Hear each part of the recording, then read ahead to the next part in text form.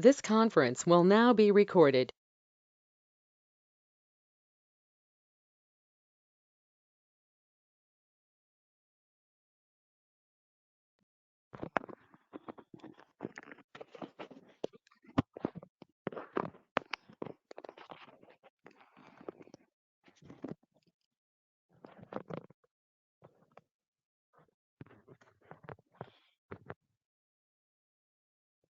Hello students, I'm Dr. Divya from TeenEinstein.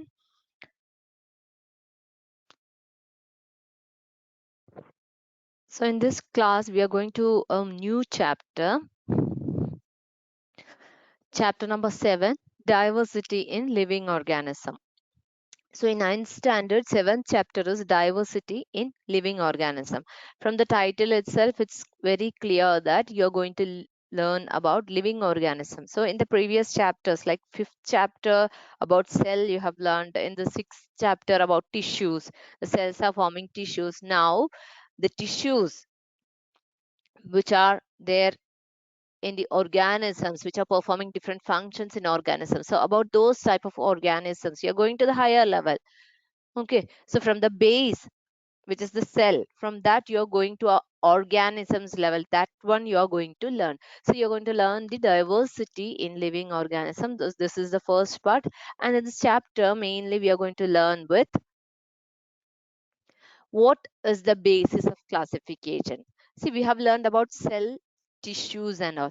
Now here to classify the organism, how you're going to learn the diversity in organism, or how can you say organisms are diverse or different forms, different types of organisms are there on this earth, on what basis you are making this classification.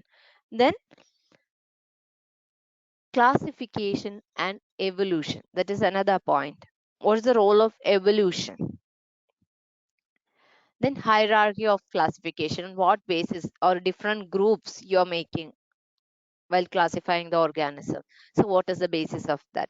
So about these concepts, even it's there in plants and animals. So on what basis you are making that classification? That's what we are going to learn in this chapter.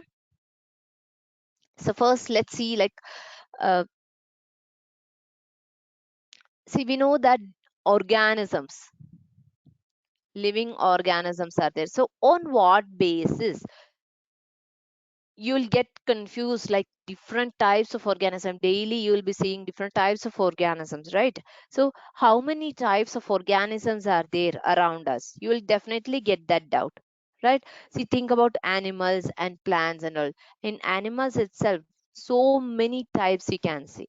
Just think about one group, insects. How many insects you can see around us? See, just take one from that. Just ants, if you're taking that example, you're taking different types, different colors, different size of ants you can see around you, right? So how many types of organisms are there? So around us, we know each organism is different from others, right? Each organism is different,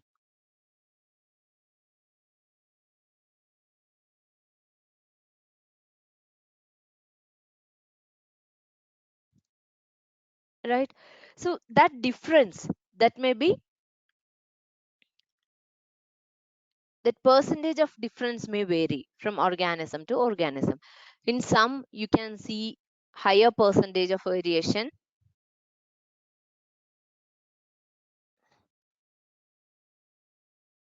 or you can see lower percentage. So that higher percentage of variation and lower percentage of variation, that differs. Okay, so in each organism, you can see percentage of variation is different. Okay, so that percentage of variation, that is called as diversity, or the difference. So each organism is different from the other organism in a lesser percentage or in a greater percentage. Okay, so just consider among us only, in your family itself you can consider, or compare two families, you can see lot of differences between those two families, right? In the body structure, or like in eye color or hair or skin color, everything differs. So that depends, or that shows in human being itself you can see variation in your family. In your family, just consider your family. That's the best example. Okay, you can observe many people, like if you have siblings, just think about them only. Both your sister, elder sister, or younger sister, elder brother or younger brother, you can see a lot of differences between them, isn't it? So that is called as difference. See, just consider about height. You and your sister or your brother both have same height? No. And nose, just think each and every part you think. What about hair length or hair structure? Sometimes it will be curly for one person, it will be straight hair for one person. And what about eyes? Is it similar? Differences will be there. Then if you're coming nose, lips shape, lip color, everything varies, right? Sometimes it will be there. Similar colors will be there, but mostly you can see variations. Then about fingers, the shape of fingers. Then if you're comparing yourself and another friend, there you can see a lot of variations, right? So if you're comparing our friends, their differences will be more because they are coming from another family, right? And if you're comparing a human being with one animal, there you can see more differences, right? See, when you're comparing yourself with your friend, see, just what I'm saying is the differences. Okay, so when you're comparing, this is you and your friend. As a human being, both of you will be having similarities, right? In your family, if you are checking with your sibling, you are checking means you will be having some 50% similarity and 50% difference. Just think like that. Or here, in the case of your family,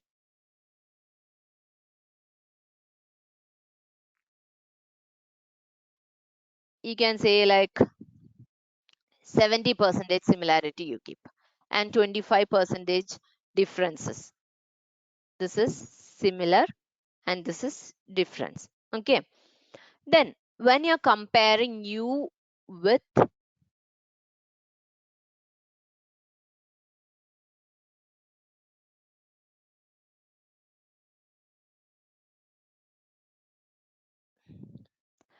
so let's start the comparison. So you're comparing you and your sibling. Okay, there both of you will be having 70% similarity and 25% difference because you are belonging to same family and both are human beings, right? So that kind of similarity will be there, and from the same family, so you are having some more percentage extra and some 25% differences. Just think like that. And you and your friend, there as a human being, 50% similarity will be there, but you're coming from different family, so 50% differences you can. And when you are comparing yourself with some animal, maybe monkey or dog, something, there you can see more variations because first of all, we are not comparing to human beings, right? That percentage of difference will be there. And both are from entirely different background. The only thing is that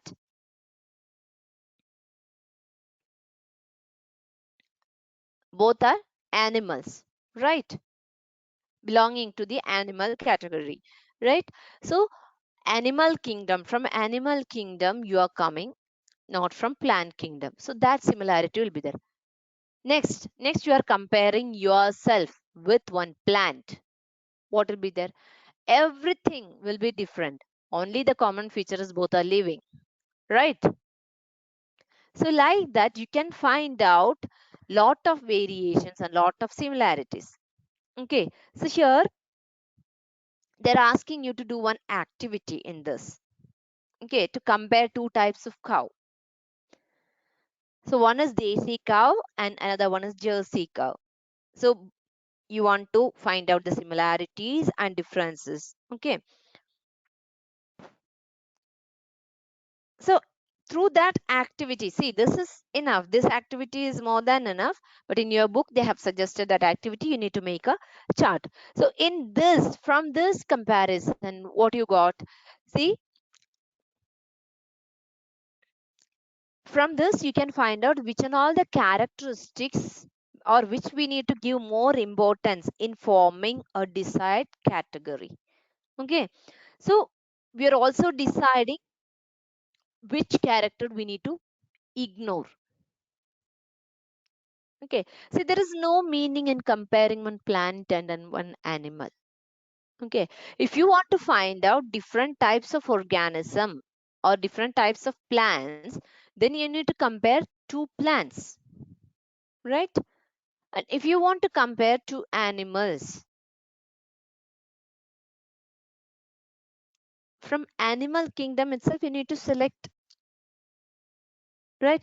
And if you are comparing two closely related animals, which character you should consider, which one you should ignore, that you need to find out. Okay, you should know which character you should consider.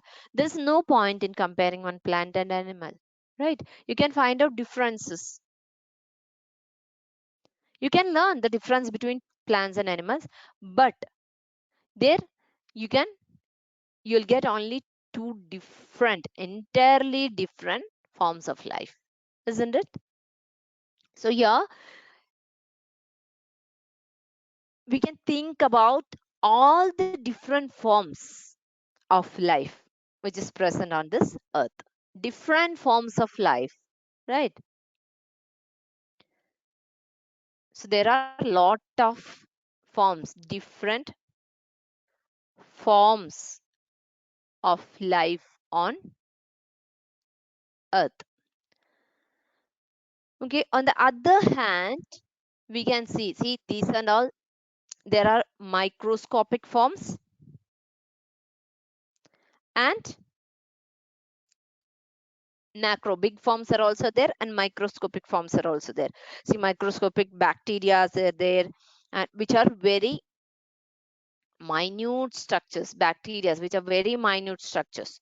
Okay, so on the other hand, we have a big one, very big organism like blue whale. So you just can imagine the difference in size itself, right? Then in plants, you know, some redwood trees in California, their size is approximately 30 meters and 100 meters. Okay, so in between that. Then about the lifespan, if you're considering lifespan as a criteria, then some pine trees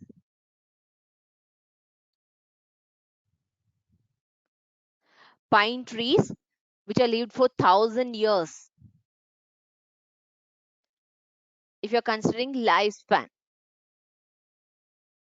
okay, then think about mosquito, like some organisms like mosquito. What will happen to them?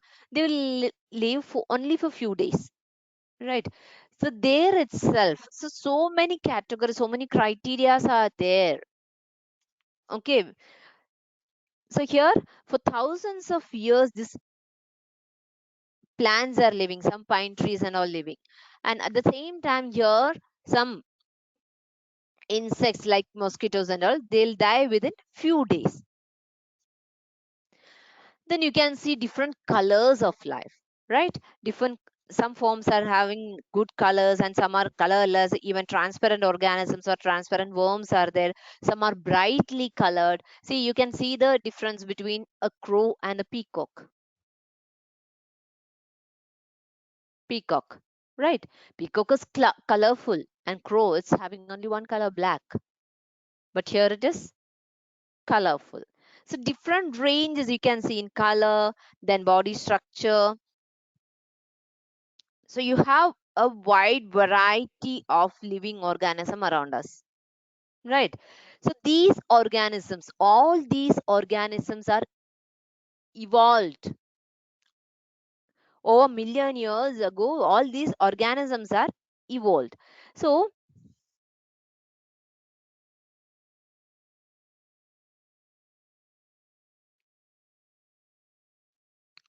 we cannot learn about all these organisms or all these life forms. So we cannot learn one by one, right? So here I'm saying, here comes the necessity of classification of organism.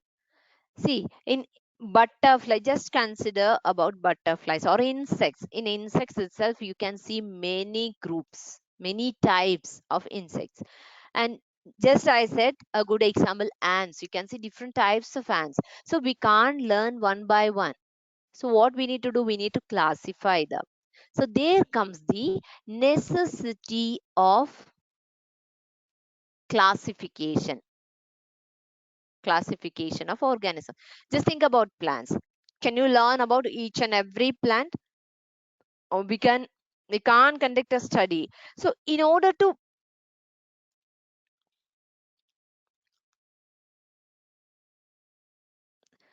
so what you can do, instead of similarities among the organism, some differences also we need to find out. So that differences, similarities are making them to a group, right? So based on the similarities, you are making some groups, and based on differences, you are making or you are separating two groups. Okay, this is based on similarity. Here 10 organisms are there. Okay, all these 10 organisms you are putting into a group, you are including in one group, that is based on the similarities of that organism, and you're separating few organisms from this group, and that separation is because of the differences. Okay, so here instead we look for similarities among the organism, which is allowing us to put them into different classes and then study different classes or groups as a whole. Okay, here again based on differences you are separating organisms, that is based on differences. Okay, so to make relevant groups for studies and for the study of variety of living forms, we need to decide the characters. So what we need to do, we need to decide the characters for study.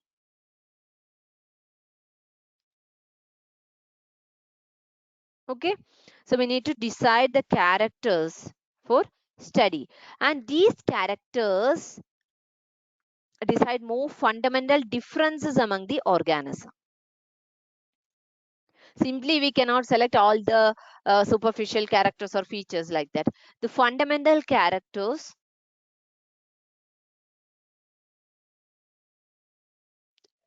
we need to select, and the differences, fundamental differences among the organism, that may be similarities or differences, which is making them to classify the organism. So within these groups, smaller subgroups will decide.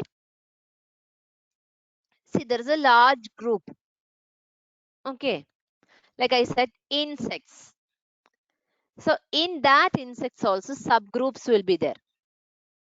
Subgroups. So these subgroups will be decided by less important characters. Okay, subgroups will be based on less important characters.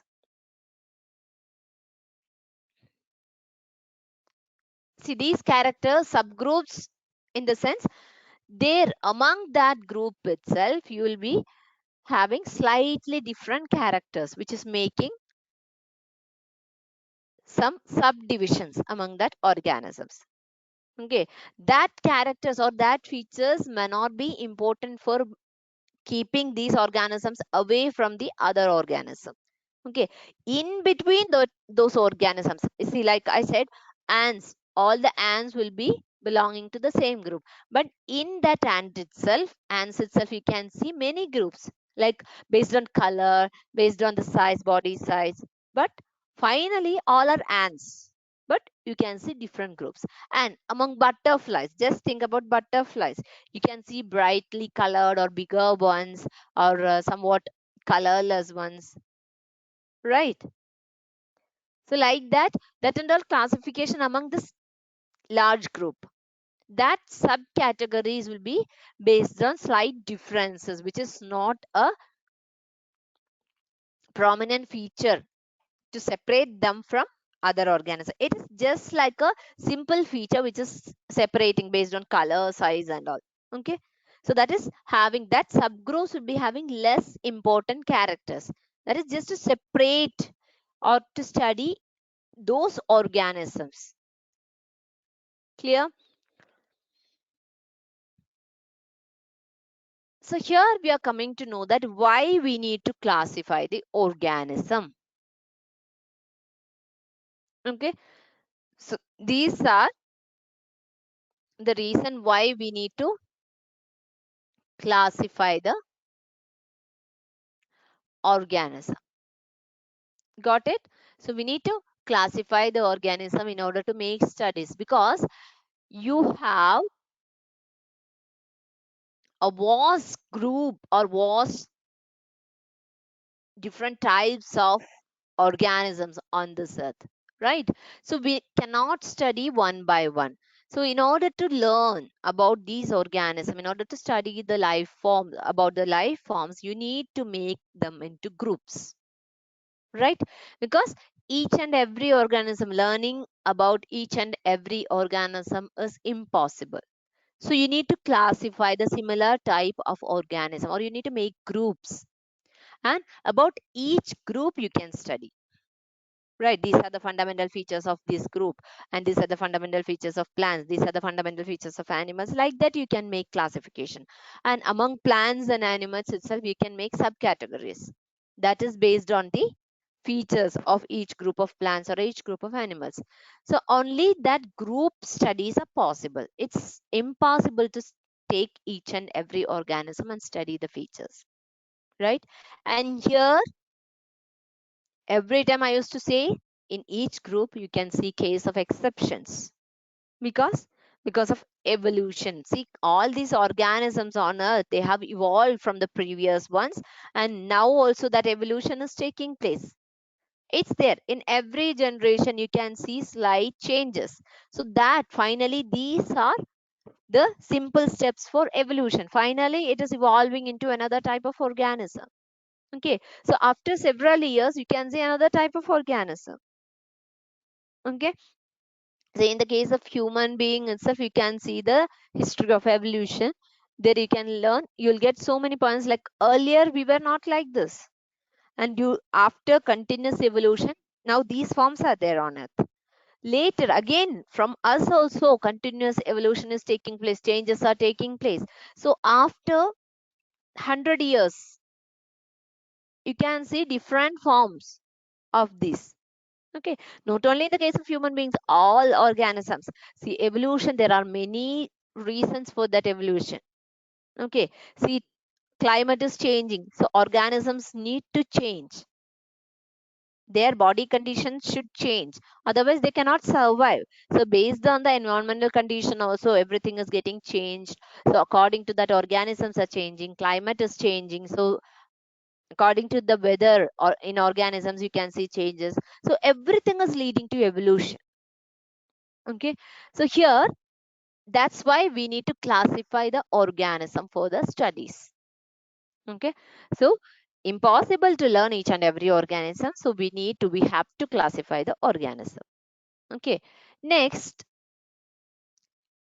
what is the basis of classification?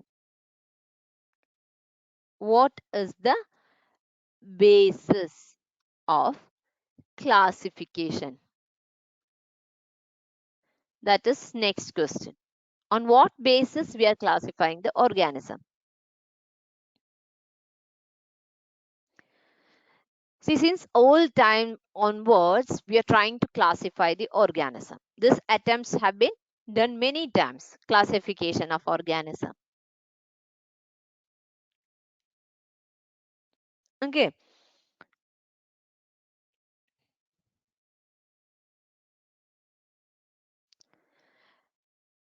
So first attempt was done by Aristotle.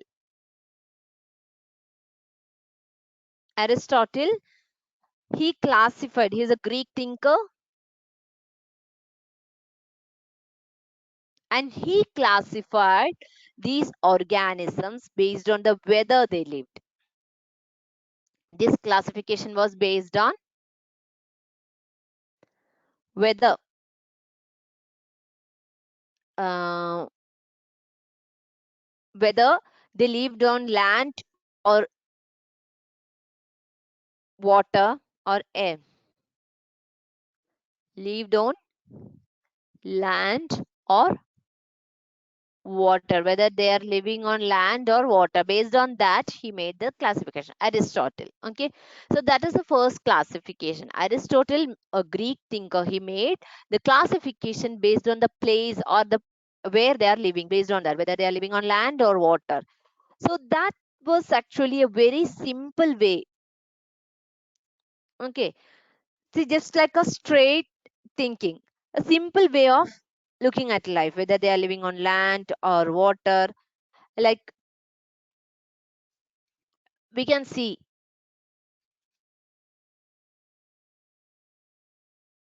it's not the correct way, isn't it? That's not the correct way of classification, and like it leads to a lot of confusions, and it's a confusing classification, right? See, for example, we can see animals that live in the sea. There animals which are living in sea. Now we know that earlier people were not having any idea about that. That time he made that classification, but now we have a clear idea. Now if you are explaining this classification, we'll get a lot of doubts because it's confusing, totally confusing classification.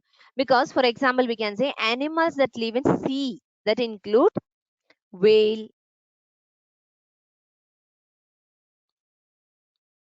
then starfish,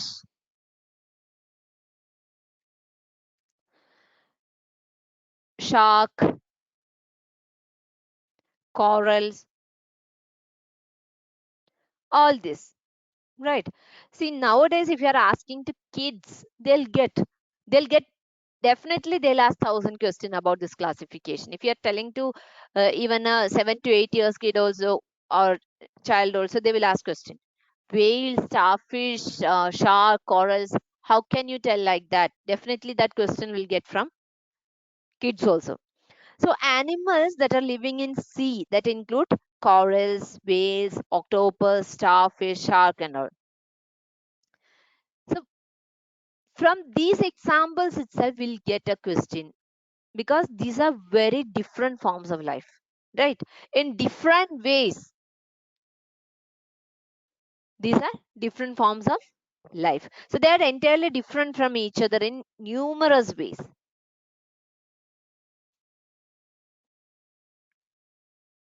Here the only thing, the similarity which we can say, all are living in sea.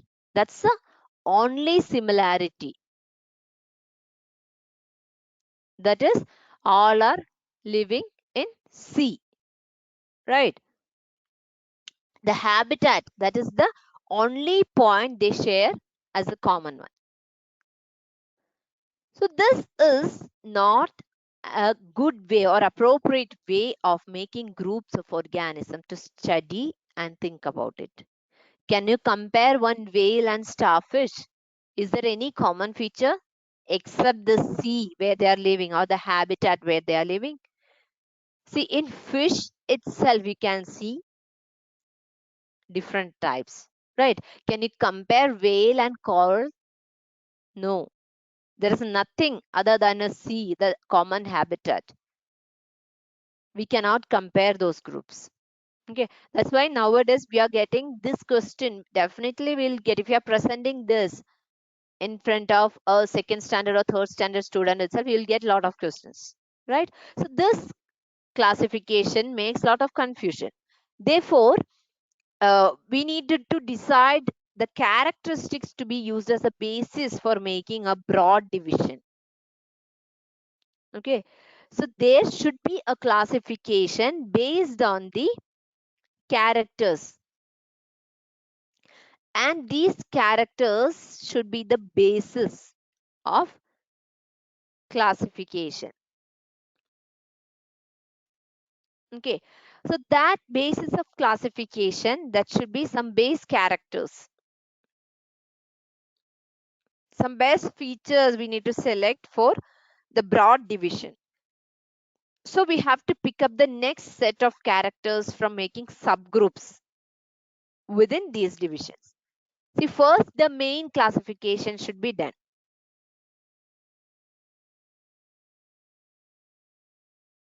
Then we need to come to subgroups. Okay. So all these are making our studies in an easier way. So for making subgroups within these divisions, we need to find out this process of classification within each group can then continue using new characteristics every time. Okay, so when we are finding a new character, we can add to that. This type of classification may help you to add some new characters every time. Okay, so before that, first we need to know that what are these characteristics, or what do you mean by characteristics? What is that? When we are trying to classify a diverse group of organism, we need to find the way in which some of them are similar enough to be together. Okay, so these ways, like in fact, we can tell the details of appearance or details of behavior, like we can say, like in the form and function. Okay, so that type, form or function, we can say that types of features which we are selecting, that is called as characteristics, or the features which you are selecting for this classification.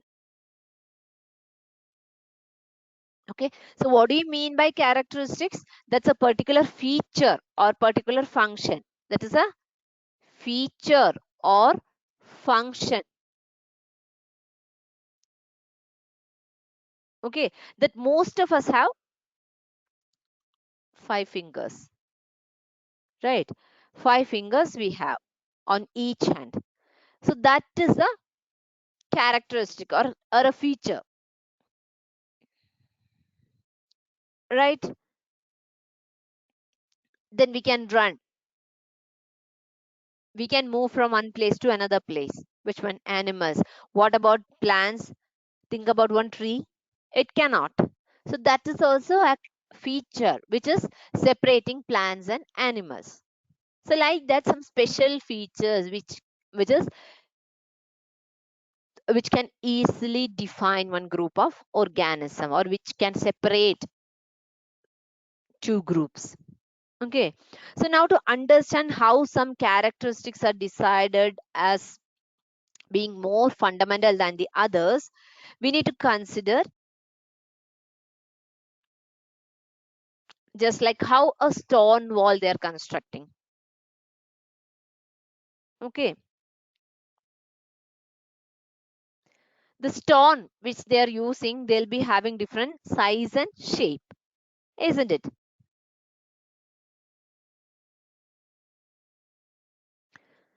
Just consider a stone wall. So if the stone wall, they'll be having different size, different shape, and the stone at the top of the wall, top stone, that would not influence the choice of stone that comes below them. like we can say, like the shape and size of stone in the lowermost layer will decide the shape and size of the next layer, right? See, here we need to construct a wall, a very big wall. So here, lower level, we are selecting square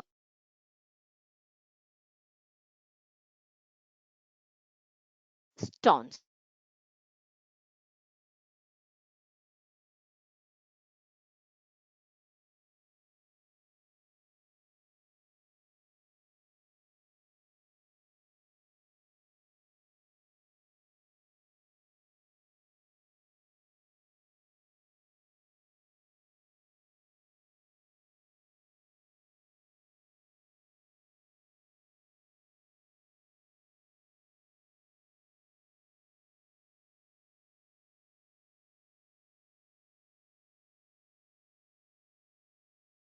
And here we can use the next one, right, which are matching to this. So we can keep stones, somewhat broader one, which is covering these gaps, isn't it? So like that, we need to use the matching characters and the covering characters to make the groups. Okay, so here the shape and size of the next layer is based on the lower layer. So the stone in the lowermost layer, they are like the characteristics, the base characteristics that is deciding the broadest division. So first layer of stone, that is like the characters which are deciding the broadest division among the living organism. Okay. And these basic characters, they are independent. Okay. So the base characters,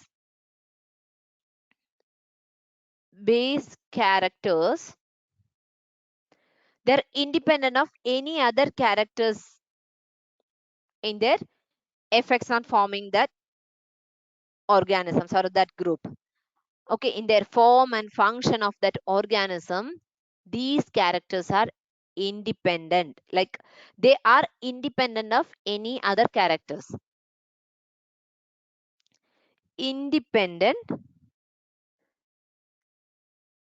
characters you need to select as a base character, which is able to separate that group of organisms from others. Okay, that is making the complete separation, the broadest division among the living organism. And they are independent of any other characteristic in their effects on the form and function of the organism. Then the next level character, when you're going to next level feature, that can depend upon the previous feature. This can depend on previous feature. Okay. So like that, the base character which should be able to separate or differentiate the organism completely. Next level can depend upon the basic level. See, it's like just we are separating the plants and animals. One is plant, another one is animal. So there is a basic difference. Okay. Then if you're telling about the plant and animal, if you are getting a tree, first you need to classify whether it is a plant or animal. So you're telling that it's a plant. Okay, so that is a basic feature. Next, you can tell it is which type of plant.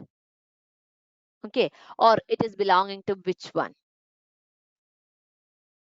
which type of cells it is having, which type of tissues it is having, and what is the height of that plant up to maximal level, that height range of that plant. Then what about the conducting system, vascular bundles in that, what type of cells it is having, that and all after classification. First, you have to decide whether it is a plant or animal. Then you can tell about whether, if it is a plant, you can tell about the features of plant. and there itself many categories will come. So first the basic thing is whether to find out which category it is belonging to. The base feature first you need to find out. Is it? So hope you got the classification method. Okay, so in this way we can build up whole hierarchy of mutually related characters which is used for classification. Okay, then nowadays we are considering many interrelated characteristics. Okay, interrelated features also we are considering. Okay, from the nature of the cell, and that characters from cellular level, from nature of cell, from that also it is starting. Okay, so to classify the organism we are starting from the cellular level also. So here comes the necessity of classification. Okay, whether, see, you can just if you are getting an organism, you can tell whether it is unicellular or multicellular. And in multicellular means which and all types of cells it is having, and the types of cells are forming tissues or not, or which are all types of tissues are there. Or if it is a bigger organism, you can say this is an organism and it is having different types of organ system, and which are the organ system, which and all organ systems are present, and which type of organisms are there, the complexity of that organism, like that you can go to next levels. But the basic thing, so you don't know, they are giving one organism, you don't know any other thing, they are giving one organism like X to you. First you need to find out whether it is a plant or animal, then unicellular or multicellular, then you can go to the next classification levels. So this is the basis of classification. These are the which are all basic characters, or how you need to classify the organisms. So that's how, these are the ways you need to classify an organism. So you need to consider the basic characteristic which they do not share with the other organism. The basic thing which is clearly separating them from other organism. That will be the foundation of that classification. Then you can add to the lower or the basic feature, you can add upon the features or the characters to that. That may be those added characters can relate to the base character. You can be relating those characters and build up the classification, but the base feature should be independent character. That should be an independent character which that organism is having. Clear? So that's the basis of classification. So in the new chapter, diversity in living organism, first you are learning what is organisms, and you can see wide variety or wide type of organisms on this earth, and why we need classification. We have learned why we need to classify the organism, because it is impossible to learn each and every organism, to study each and every organism. It's not possible. It's not so easy. So the classification helps us in exploring the diversity of life forms. Okay. And the second point we have learned, what is the basis of classification? So the major characteristics which we need to consider for classification or classifying all organisms, that basis we need to find out. Okay. So what is the basis? How we are classifying, on what basis we are considering or we are classifying the organism? That also we have learned. And in the next class, in part 2, you will be learning classification and evolution. Okay, then you will be learning one by one how the organisms are classified, even plants and animals. And this is the basic chapter which you are learning in 9th standard. In 11th standard and 12th standard, you will be learning everything in detail. This is the base or the foundation of those chapter. Okay, there you will be having a full chapter about the plant kingdom and another full chapter about animal kingdom. So you can learn in detail there. Here we are giving the foundation of those chapters. Okay. So if you're clear with this, in higher class, it will be easy for you to understand. So here you are getting the basic concept. Okay. Okay. So in the next class, we'll be learning about evolution and classification. Okay. Thank you.